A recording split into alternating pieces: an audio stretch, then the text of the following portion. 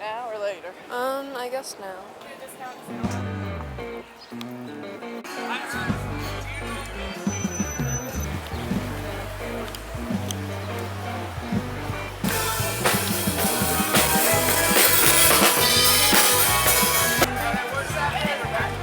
Now, what did y'all do downtown? American founding forefathers. And in the spring of 1780, they started our very first non-Native American permanent resident called Fort Nashville. And this Robertson and John Donaldson on the right. The only bad thing we're going to talk about, that's where the man set the bomb off at. Broadway, there's a Dolly Parton's wine bar. And on the right is, and it's called the Hermitage Hotel.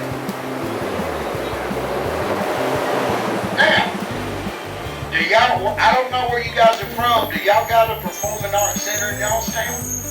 At our Capitol building at 9, 10, 11, 1, 2, and 3, y'all can do a free guided tour. 9 that do not have a dome on top of it. That was my first experience. Her name is Miss Gino Frankie Pierce. She was the leader of the suffrage movement. It's open for y'all. There's a course.